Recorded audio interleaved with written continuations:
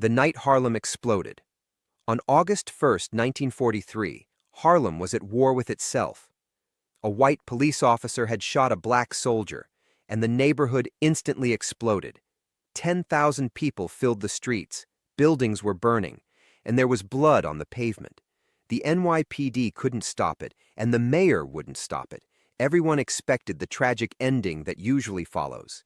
Tanks rolling into Harlem, martial law, mass arrests, and yet another excuse to crush the community. But then, Bumpy Johnson did something nobody expected.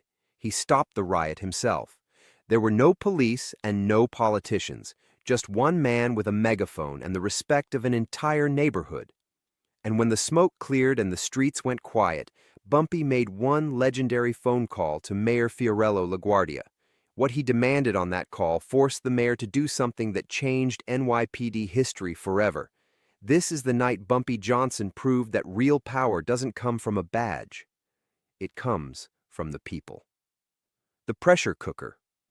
To understand that night, you have to understand what Harlem was living through during World War II. Black men were being drafted to fight for American freedom overseas, only to be denied that same freedom at home. They served in segregated units and faced discriminatory treatment. When they came home on leave, wearing their uniforms with pride, they were still called boy by white cops and denied service at restaurants. Harlem was a pressure cooker, overcrowded, underfunded, and over-policed by an NYPD that viewed black neighborhoods as enemy territory rather than communities to protect. Cops didn't patrol Harlem, they occupied it. The violence was constant, beatings that never made the papers, arrests without cause, and harassment that never stopped. Bumpy Johnson saw all of it. By 1943, at 36 years old, he was already a legend. He had survived prison and wars with mobsters like Dutch Schultz and Lucky Luciano, but more importantly, he had earned the trust of Harlem. When Bumpy walked down Lenox Avenue, people nodded out of respect, not fear. He protected the neighborhood, stopping cops from shaking down businesses and making slumlords pay when they tried to evict families. He was the unofficial mayor of Harlem, and everybody knew it. The spark. But even Bumpy couldn't predict what happened at 7:30 p.m. at the Braddock Hotel on 126th Street. Robert Bandy, a 26-year-old black soldier home on leave, was standing in the lobby. He heard a commotion. A white officer, James Collins, was roughly arresting a black woman named Margie Polite just for arguing about a hotel bill. Collins was twisting Margie's arm behind her back, and she cried out in pain. Robert Bandy, who had spent the last year fighting fascism in Europe, couldn't watch a woman be brutalized by the people sworn to protect her. He stepped forward and said, "Sir, you're hurting her." Officer Collins saw the uniform and didn't care. He told him, "Mind your business, boy." Bandy replied, "I'm not a boy, I'm a soldier." The result was tragic. Officer Collins drew his weapon and shot Robert Bandy in the shoulder right there in the lobby. Collins lied, claiming Bandy attacked him, but the damage was done. Within 20 minutes, word spread through Harlem like wildfire.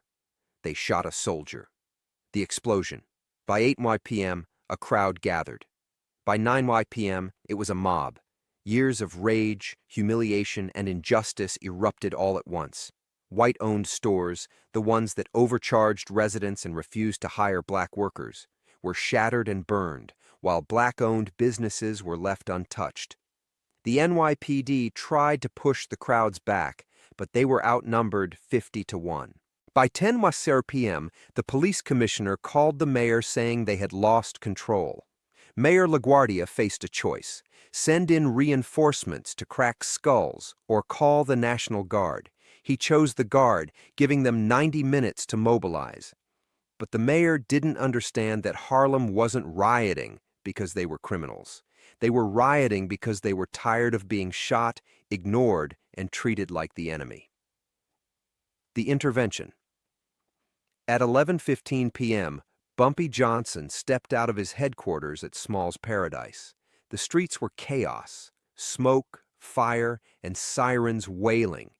His lieutenants urged him to flee because the National Guard was coming, but Bumpy looked at his people destroying their own neighborhood and the police waiting for an excuse to shoot. He made a decision. "Get me a bullhorn and a car." 5 minutes later, Bumpy stood on the hood of a Cadillac in the heart of Harlem. His driver leaned on the horn, a long blast that caught everyone's attention. Bumpy raised the bullhorn. "Listen to me." His voice was strong and commanding. The crowd quieted. "I know why you're angry," he told them. "I'm angry too. They shot Robert Bandy for doing what any man would do, protecting a woman." He paused. "But look around you. Look at what you're burning. You're burning your neighborhood. And tomorrow, who is going to pay to rebuild? Not the NYPD, not City Hall. You." When voices in the crowd shouted that the police deserved it, Bumpy nodded. "You're right. They do deserve it. But here's what they want. They want you to burn your own neighborhood so tomorrow they can roll tanks down these streets and call you animals." He pointed at the police line. "They are waiting for you to throw one more brick so they can shoot, and when the bodies pile up, they'll blame you." The crowd was finally listening. "So, here's what we're going to do. You're going to go home.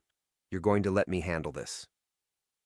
When asked what he would do, Bumpy smiled, cold and dangerous. "I'm going to call the mayor, and I'm going to tell him that if those cops aren't gone by tomorrow, next time I won't stop the riot. I'll lead it." The phone call. By 11:52 p.m., the streets were clearing, not because the police ordered it, but because Bumpy Johnson did. When the National Guard arrived at midnight, there was nothing to suppress. The riot was over. Mayor LaGuardia sat in his office, confused, until his phone rang. "Mayor, you have a call. Says his name is Bumpy Johnson." LaGuardia knew the name, but men like Bumpy didn't call mayors. He took the call.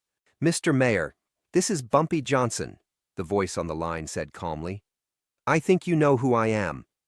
"Mr. Johnson, I'm aware of your reputation," LaGuardia replied. "Good. Then you know I just did your job for you. I stopped a riot your police couldn't handle. You're welcome." When LaGuardia bristled, Bumpy cut him off. "Unlike you, I actually live in Harlem. These are my people. Officer Collins has been suspended, but that's not going to cut it."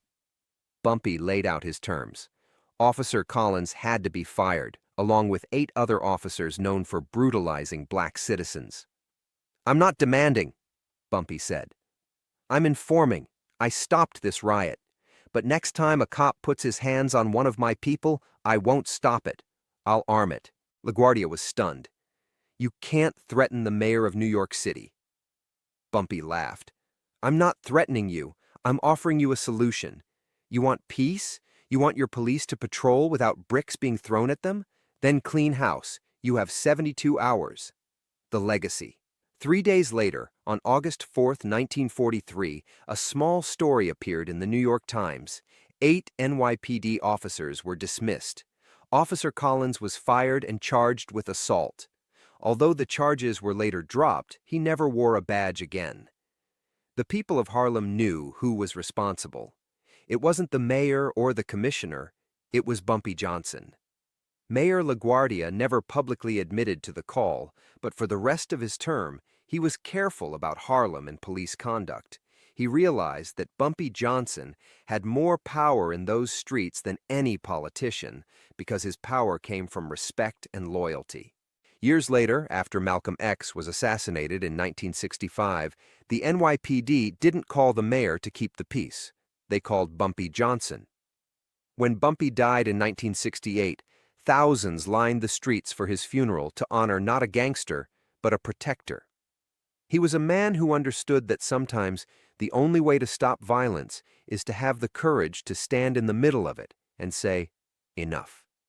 If this story of how Bumpy stopped a war with just his voice hit different, hit that subscribe button. We're telling the real stories of Harlem's protector. Drop a like if you think Bumpy held the real power, and comment below. Would you have made that phone call?